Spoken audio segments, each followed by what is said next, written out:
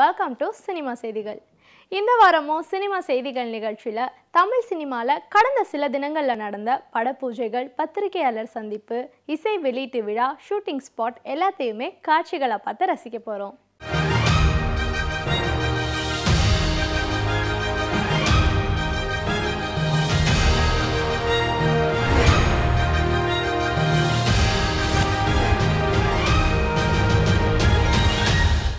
பல வெற்றி படங்களுக்கு எடிட்டராக பணிபுரிந்த ஆண்டனி முதல் முறையாக இயக்கியிருக்கும் திரைப்படம் நைட் ஷோ. யோகி சேது, சத்யராஜ் மற்றும் பலர் நடிக்க இந்த படத்தை தயாரிச்சிருக்காரு இயக்குனர் விஜய். இந்த படத்தின் ட்ரெய்லர் வெளியீட்டு விழாவில் இயக்குனர்கள் KV ஆனந்த், கௌதம் வாசுதேவ் மேனன், SJ சூர்யா, நடிகர் சூர்யா மற்றும் பலர் கலந்துக்கிட்டு வாழ்த்துனாங்க. திங்க் பிக் ஸ்டுடியோஸோட நெக்ஸ்ட் படம் நைட் ஷோ ஒரு பெரிய மரியாதை தந்த படம். மலையாளத்தில் ஷட்டர், அதோட ரீமேக் தான் இந்த நைட் ஷோ. இந்த படத்தை வந்து சத்யராஜ் சாரை தவிர ஐ திங்க் நினச்சி கூட பார்க்க முடியல யாரும் பண்ண முடியும்னு. Is just lived in this character. என்னோட முதல் படம். இந்த படம் வந்து விஜய் சார் எனக்கு வந்து சடனாக ஒரு சர்ப்ரைஸ் கொடுத்தாரு. திடீர்னு உள்ள வந்துட்டு எடிட் ரூம்குள்ளே வந்துட்டு நீங்கள் டைரக்ட் பண்ணுறீங்களா அப்படின்னு கேட்டார். நானும் சரி ஓகே சார் பண்ணலாம், நோ ப்ராப்ளம் அப்படின்னு சொன்னேன். இந்த படம் கதை எப்படின்னா, இது ஆக்சுவலாக ஒரு மலையாளம் ஃபிலிமோட ரீமேக் கால் ஷட்டர். ஒரு 2 நைட்டில் நடக்கிற ஒரு கதை. ஒரு ஆள் ஒரு ஃபேமிலி மேன் மாட்டிப்பார். ஒரு இடத்துல ஒரு சந்தர்ப்ப சூழ்நிலையினால ஒரு இடத்துல மாட்டிப்பார். அங்கே என்ன நடக்கும் அந்த 2 நாள் நைட்டு, இதுதான் இந்த படத்தோட கதை. எப்பயுமே வந்து வேறு ஏதாவது பண்ணணும் அப்படின்னு ஆசைப்பட்டே இருப்பாப்புல. ரொம்ப சின்ன சின்ன முயற்சியாக கூட இருக்கலாம். அது வந்து வெறும் ஒரு புதுசாக சமைக்க கற்றுக்கிட்டு ஒரு மீன் கறி பண்ணுறதா இருக்கலாம். And of course you have strong opinions. ஒரு படத்தை கஷ்டப்பட்டு உளுந்து எல்லாம் நடிச்சிருப்போம், இது நிறையா டைம் ஸ்பெண்ட் பண்ணியிருப்போம், நிறைய மணி இன்வெஸ்ட் பண்ணியிருப்போம் ஒரு சீனுக்கு. ஆனால் தயவுதாட்சணமே இல்லாமல் அப்படியே வெட்டி தூக்கி வீசுவார். சீச்சி இதெல்லாம் யார் பார்த்துட்டு இருப்பாங்க, என்னது நெஞ்சு நக்கிற மாதிரி இருக்குது. எமோஷனு சென்டிமெண்ட்டு அப்படின்னா வந்து காரி துப்பிட்டு போகிற மாதிரி இருக்கணும். இப்போலாம் உட்காந்துட்டு எல்லாம் எமோட்லாம் பண்ணிட்டு இருக்காதிங்க அப்படின்ட்டு. Every time he will have a strong opinion ஒரு படத்துக்கும் வந்து சொல்கிறதில்ல. ஸோ அவரோட படத்தை அவரே எடுத்து அவரே வெட்டுறதை வந்து பார்க்குறதுல ரொம்ப சந்தோஷமாக இருந்துச்சு. இதுக்கு ரொம்ப பக்கபலமாக இருக்கிறது AL விஜய் அவர்கள். அவரும் ஒரு வெற்றிகரமான டைரக்டர். ஸோ அவங்க 2 பேரும் சேர்ந்து ஒரு கதையை சூஸ் பண்ணியிருக்கல, அது எவ்வளோ முக்கியமான விஷயம் உங்களுக்கே தெரியும். இந்த படத்தை நான் ரொம்ப ஆவலோடு எதிர்பார்த்துக்கிறேன். Hi, hello, I am Anumol here. மலையாள படம் ஷட்டரோட தமிழ் ரீமேக் இந்த படம். அப்போ எனக்கு அங்கே தெரியும் மலையாளத்தில் இது எவ்வளோ பெரிய ஹிட்டு, இல்லை எவ்வளோ அவார்ட்ஸ் வாங்கியிருக்குன்னு. அதனால் ரொம்ப நர்வஸாக இருந்தது, ரொம்ப டென்ஷனாக இருந்தது இந்த கேரக்டர் பண்ணுறதுக்கு. ஆனால் வித் திஸ் டீம் எல்லாருக்கும் தெரியும். AL Vijay sir, Antony, MS பிரபு சார், சத்யராஜ் சார், இவரை பற்றி எல்லாருக்கும் நல்லா தெரியும். இவரோட ஒரு ஃபுல் சப்போர்ட்னால தான் எனக்கு இந்த ரோல் நல்லா பண்ண முடிஞ்சது. என்னோடய பேர் நவீன். இந்த படத்தை பொறுத்த வரைக்கும் it's a family thriller. So RR ரொம்ப இம்பார்ட்டன்ட் இந்த படத்துக்கு. ஸோ RRல ரொம்ப ஹார்ட் ஒர்க் பண்ணிகிட்ருக்கோம். படத்தில் 3 சாங்ஸ் இருக்குது. ஹாய், என் பேர் வருண். நைட் ஷோ படத்தில் ஒன் ஆஃப் த லீடாக பண்ணியிருக்கேன் நான். இந்த படத்தில் நான் ஆட்டோ டிரைவராக வரேன். அண்ட் ஒரு முக்கியமான கதாபாத்திரம் படம் ஃபுல்லாக வரும். இந்த வாரமும் சூப்பர் ஸ்டார் ரஜினிகாந்தின் திரைப்படம் பற்றிய செய்தியை பார்ப்போம்.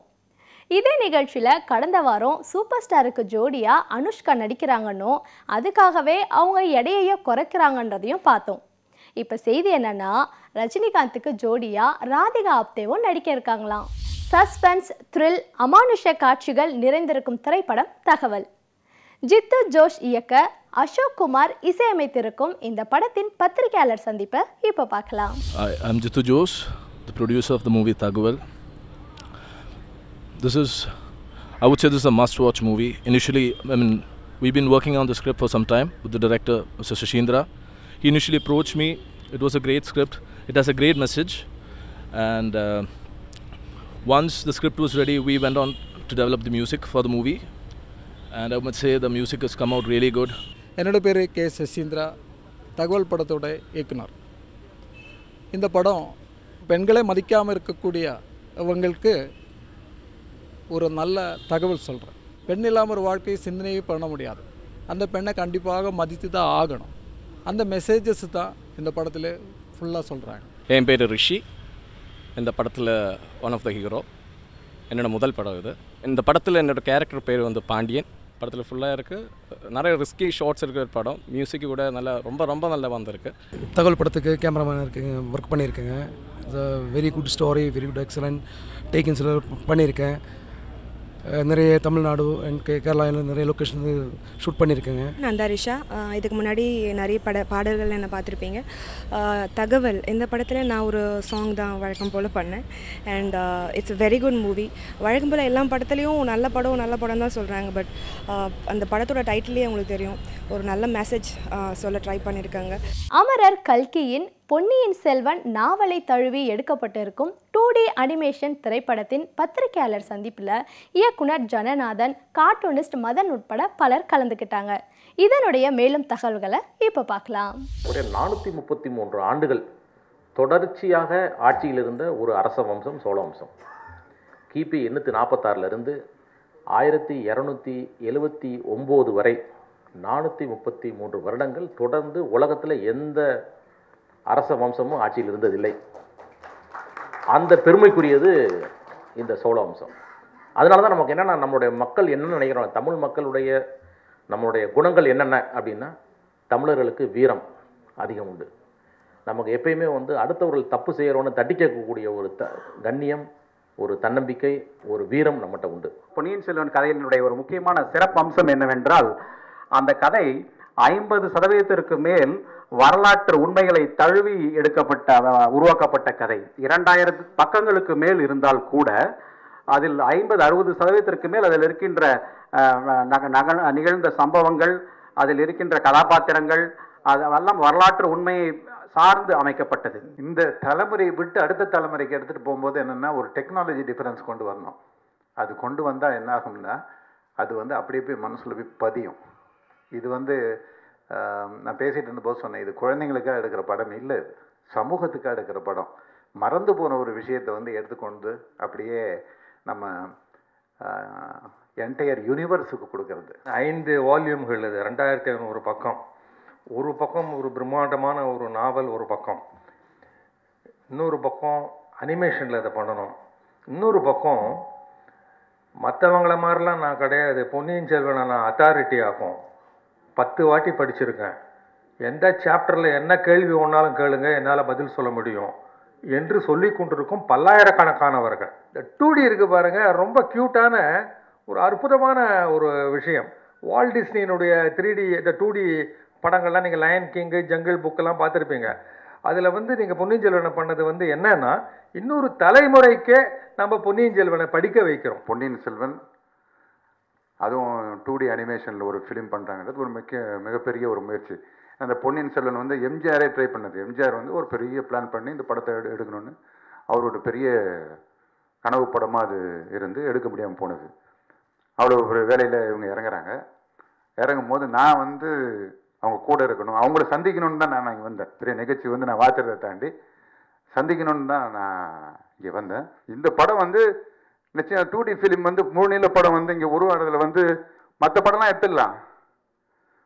எடுத்துடலாம். இதில் பரவாயில்ல. இது பண்ண ஒர்க்கில் ரொம்ப நல்லா இருக்குது. லைட்டிங் பிரமாதமாக இருக்குது.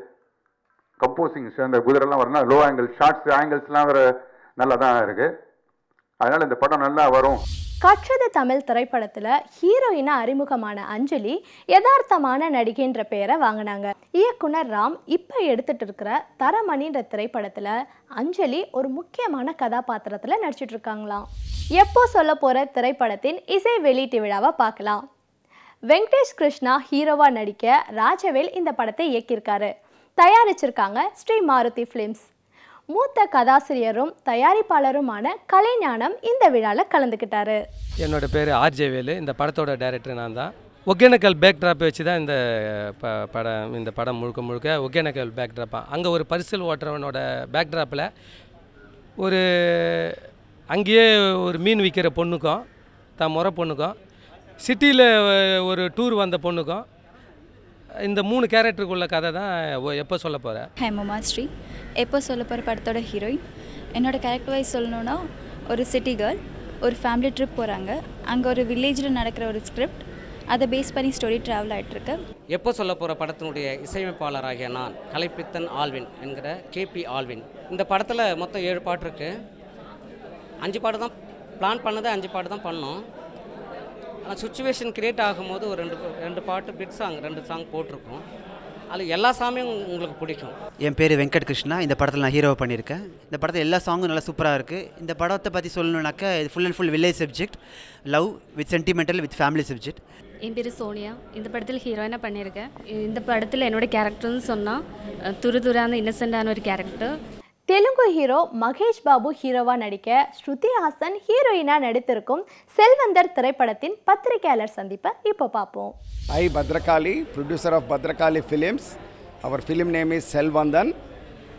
This is a Tamil version of Srimantudu in Telugu. Superstar Prince Mahesh Babu is the hero in this movie and Shruti Hassan is the heroine in this movie.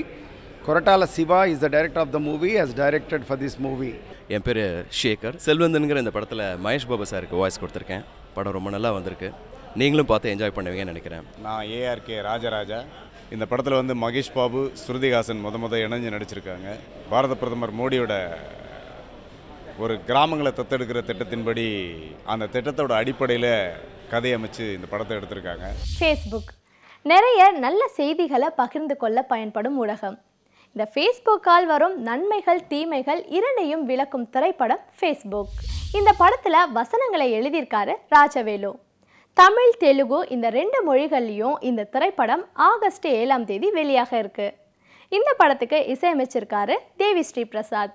இந்த படத்தில் ஃபேஸ்புக்கே ஹீரோவாகவும் வில்லனாகவும் வருதா? மேலும் தகவல்களை இப்போ பார்க்கலாம். எஸ்எஸ்கே ப்ரொடக்ஷன்ஸில் முதல் தயாரிப்பாக FB என்ற படத்தை எடுத்திருக்கோம். ஸ்டேட்டஸை போடு சேட் பண்ணு. இந்த படம் வந்து கொஞ்சம் டிஃப்ரெண்ட்டான ஸ்டோரி, அதனால் கொஞ்சம் வித்தியாசமாக ட்ரை பண்ணியிருக்கோம். என் பேர் செந்தில்நாதன், ஃபேஸ்புக் படத்தோட டைரக்டர். ரகுமான் வந்து ஒரு முக்கியமான கேரக்டர் பண்ணியிருக்காரு. கதையாக பார்த்தீங்கன்னா ஃபேஸ்புக் தான் ஹீரோ, ஃபேஸ்புக் தான் villain. That's the story. Hi, my name is Aditi Acharya. நான் இந்த படத்தில் ஒரு சைக்காலஜி ஸ்டூடெண்ட்டாக ஆக்ட் பண்ணுறேன். இந்த படத்தில் it's all about how youngsters social மீடியாத்தில் எப்படி சேட் பண்ணணும், அதோட அட்வான்டேஜஸ், அதோட டிஸ்அட்வான்டேஜஸ் இதெல்லாம் இந்த படத்தில் காட்டுறா. என் பேர் பிரேம்குமார். இந்த FB படத்தோட இசையமைப்பாளர் தான் நான். இந்த படத்தை பொறுத்த வரைக்கும் நாங்கள் 4 சாங் பண்ணியிருக்கோம். அது சமயத்தில் பேக்ரவுண்ட் ஸ்கோரிங் பண்ணியிருக்கேன். மாயா மாயாங்கிற சாங் வந்து ராகுல் நம்பியார் பாடியிருக்கிறாரு. It's a very nice experience with him. என் பேர் தேவிகா மாதவ். கேரக்டர் பேர் வந்து மாயா. ஒரு ரொம்ப ஆம்பிஷியஸான ஒரு கேர்ள், ஐடி ப்ரொஃபஷ்னல். இது வந்து எனக்கு ஒரு ரொம்ப சேலஞ்சிங்கான ஒரு ரோல்.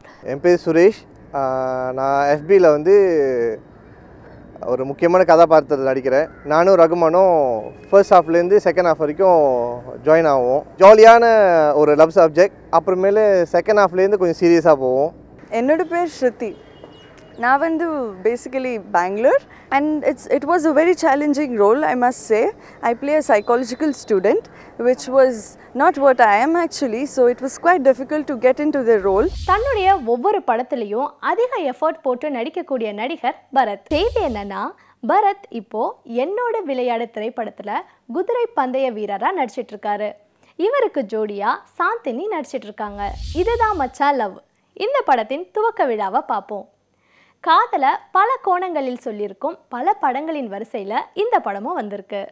கௌஷிக் ஹீரோவா நடிக்க இவரோட இணைந்து செந்தி முருகராஜ் நடிச்சிருக்காங்க.